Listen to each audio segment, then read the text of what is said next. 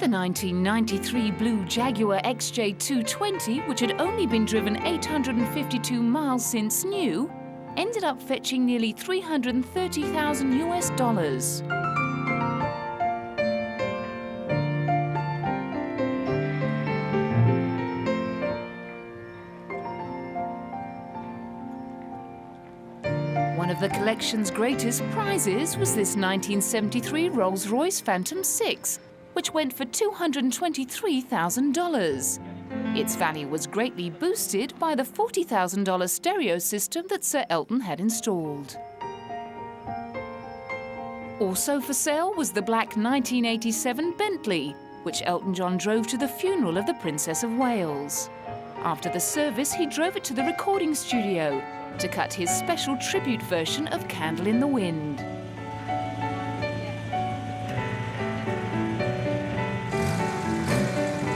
The sale of the precious collection was thrust upon the flamboyant singer as a result of losing a multi-million-dollar court battle against his former manager.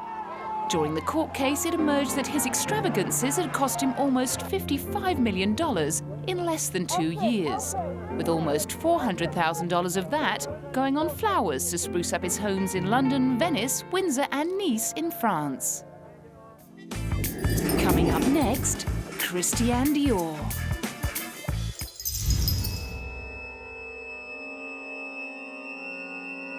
In post-World War II fashion, only one name stood out on the global stage.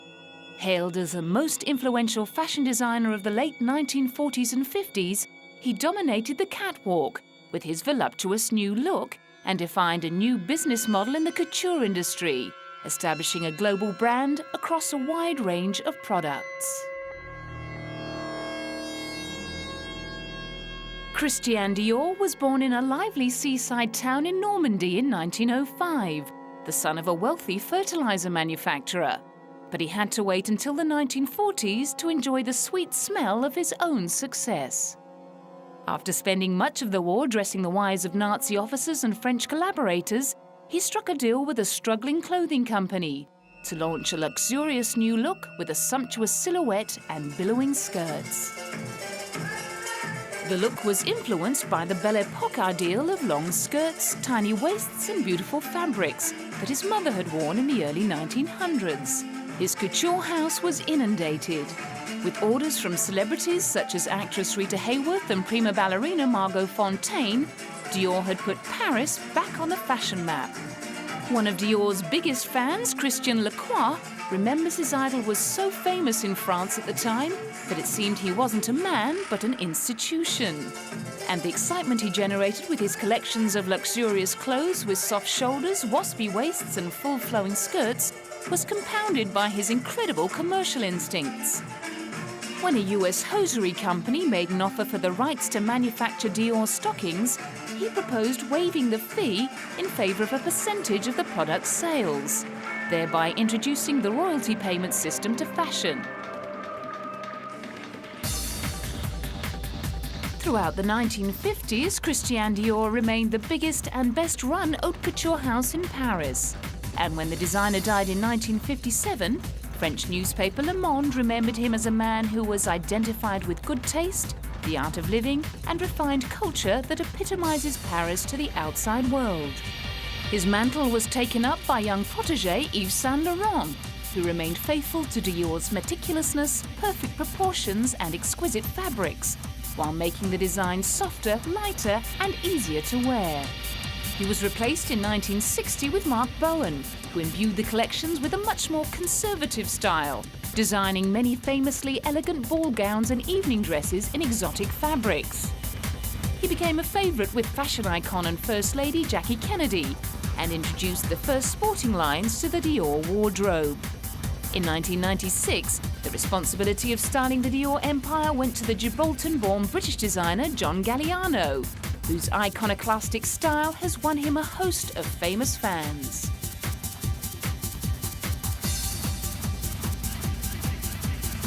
Film star Rachel Weisz was one of the celebrity guests at the unveiling of Galliano's recent collection. I think that with Galliano at the helm, it has this kind of like funkiness as well, so it's a great kind of cocktail of old and new. Sharon Stone was also there. And what does it feel like to be the new face of Dior?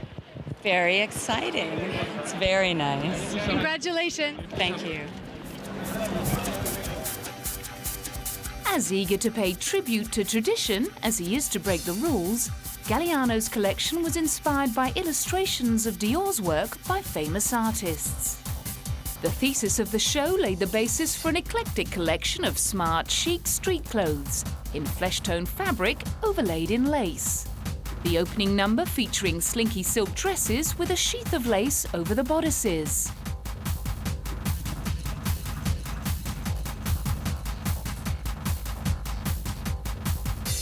Another dress had a trompe-l'oeil print that from afar resembled a t-shirt under a lacy top. Another one-shouldered dress had lingerie touches.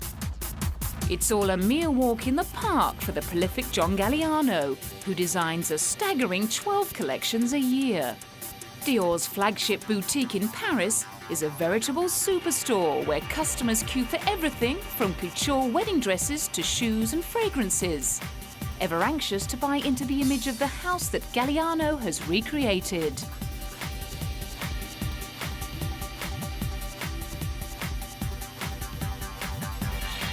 So we're here after the Dior show this evening. What did you think? I thought it was amazing. The music, the models, the costumes, the design, it was amazing.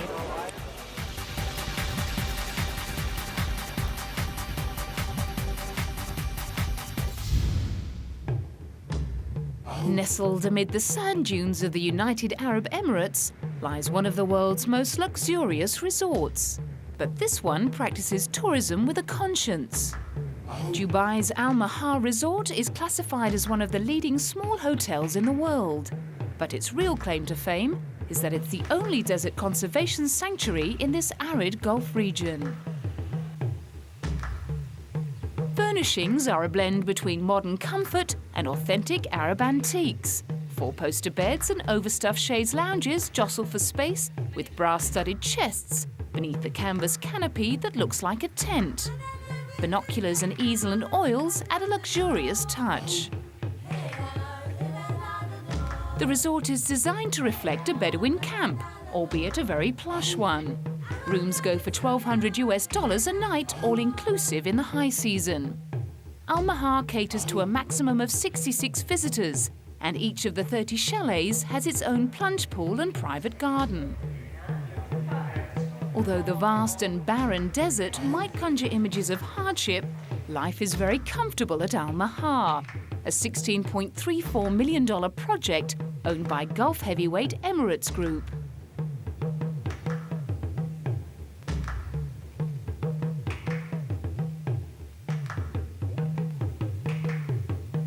Established in March 2000, Al Mahar is set within a 25 square kilometre reserve that is home to more than 40 species of flora and fauna, including the oryx that is now extinct in the wild. The reserve has introduced some species that were destroyed by the camels that were farmed here. Probably the first and foremost is that it uses every single conceivable environmentally friendly system that you can find, from 100% water recycling through to solar energy wherever we can use it, right through to the fact that all the chemicals, detergents, even the guest amenities are 100% biodegradable. We run the systems like that. We are trying to limit our impact on the habitat, and this is really a model for anyone on design and design technique. What also makes it special is the first one that's ever been done in the desert. And from both the guest point of view and from the business point of view, the one thing that makes it special is that the guest visiting here supports our business, and their contribution goes into conservation. Other species that have been reintroduced include the Acacia nilotica, or scented thorn bush, and the so-called firebush that has natural built-in pyrotechnics. The oryx, which was released in the desert in 1999, breeds in the reserve, and their numbers have increased so much that Al-Mahar has established feeding stations for them. Now, foxes' holes and rodent homes riddle the sands, while different species of gazelles laze amid the dunes under the winter sun. Two of the species that roam free in Al-Mahar include the shy sandy brown Dorcas gazelle and the skittish Reen gazelle. Al-Mahar, named after the rare Arabian oryx it protects, is a 45-minute drive into the desert outskirts of cosmopolitan Dubai, the bustling trade and tourism hub of the oil-rich United Arab Emirates. A low-voltage fence surrounds the reserve to prevent camels, animals that are not indigenous to this area, from straying in and the protected species from wandering out, ensuring that Al-Mahar's guests can enjoy a natural habitat while lolling in their own luxurious environment. And while indulging themselves in five-star luxury and the beauty of nature, guests at Al-Mahar Resort can relax in the knowledge that they are also nurturing the environment. Coming up next, the world's biggest yacht. The Vosper Thornycroft Yard in Southampton is famous for building naval ships. Now, alongside the frigates and minesweepers, a giant sailing yacht has gradually taken shape. Construction of the world's largest motor yacht is rumoured to have cost a whopping £33 million. Not least because she's made from a revolutionary new composite material that is lighter but as strong as steel. It gives a lighter structure for an equivalent strength. It gives a built-in acoustical and thermal advantage because you're creating a sandwich of materials rather than a thin skin like alloy or steel is. The last word in luxury sailing is called the Mirabella 5, and it's the brainchild of British designer Ron Holland, weighing in at 765 tons. Under sail, it will be the biggest and most powerful yachting machine ever designed, although probably not for long, as rival designers say there's no technical limitation to the size that pleasure yachts could reach. This drawing of the dream boat gives some idea of the Mirabella 5's dimensions. The world's biggest sloop has a hull big enough, wide enough and deep enough to take several London buses. On completion of the 75-metre hull, the yacht will be fitted with a mast more than 90 metres high. The design is outstanding. Its size is going to allow for much greater speed because on a big boat like this, it's its length that determines its speed. And the way the keel is designed, the bottom is designed, this boat will perform very well upwind as well, which is something most big boats don't do. The Mirabella 5 boasts 6 staterooms, king-size bedrooms, ensuite bathrooms, satellite TV, a cinema, gym and sauna all included, and all serviced by a permanent 12-member crew. We're going to achieve a launch at the end of November. Shortly after that, the vessel will go to Portsmouth and we will step the mast, which means fitting a 90-metre tall mast, a huge structure that we're building at another of our shipyards, and people will then see for themselves the true size of the ship. The ultimate sailing machine may be built for speed, but the yacht is designed mainly for the super-rich to cruise the Caribbean and the Mediterranean. The Mirabella 5 will be hired out for charters. Not surprisingly, when it comes to hiring out a vessel with sailing and rigging proportions never before considered, a working jib of nearly 9,000 feet and a staysail of nearly 3,500 feet, only those with the deepest of pockets need apply. But owner Joe Vittoria is confident of finding plenty of recession-proof billionaires willing and able to find the charter fee of $250,000 a week. There are 490-odd billionaires in dollars in the world, and I only need 20 of them to get my 20 weeks charter. Many of them will even charter it for more than 1 week. But forget the billionaires. There are a lot of people out there that have the kind of money that's necessary to have a holiday that's going to cost maybe $500,000 by the time it's over.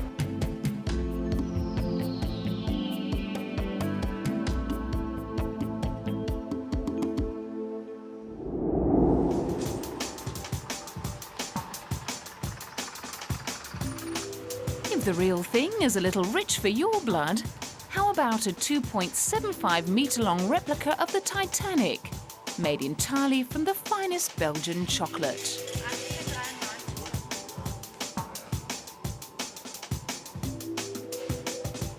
More than 90 years after the luxury liner sank, it resurfaced in Germany. Berlin's traditional chocolate makers, Fassbender and Rausch, known for their extravagant creations, built the ship at a scale of 1 to 100. When the chocolate version of the ill-fated ship was unveiled in Berlin, it was clear the confectioners had considered every single detail. The anchor, the chimneys, and every single one of the ship's portholes. We are known to make buildings out of chocolate, and so far we've always created buildings in Berlin, like the Brandenburg Gate, the Reichstag, or the Church of Remembrance. One day there was a magazine here with pictures and a blueprint of the Titanic, so we asked ourselves whether it would be possible to reconstruct this gigantic ship on a 1 to 100 scale. It took about 1 year, but we succeeded. To build the ship, it took a lot of time, great instinct, and lashings of chocolate. And of course, Rausch and his confectioners didn't even forget the rescue boats. We started dealing with the ship's structure and realized that we had to make the ship's bottom 2.75 meters out of solid chocolate. We then added the top, made special molds, and filled those with chocolate. At the end, we had about 1,200 single pieces, which then had to be connected, all stuck together with chocolate. The detail on the ship is completely to scale, even down to the ship's propellers, which look metallic, but were made of chocolate and then coated with golden food colouring. Alongside the Titanic, there are enough spectacular items on display in the shop to satisfy even the most voracious chocoholic appetite. Most of them are famous symbols of the German capital, Berlin, such as the Reichstag and a 1.5 meter tall chocolate replica of the Brandenburg Gate. And whether it's chocolate or couture that turns you on, I hope we've satisfied your desire. At least until next time, when we'll be pampering you on the poop deck of the Queen Mary II and catching up with the legendary Armani. Before a luxury stopover at Rodeo Drive and ending up at London's most decadent hotel.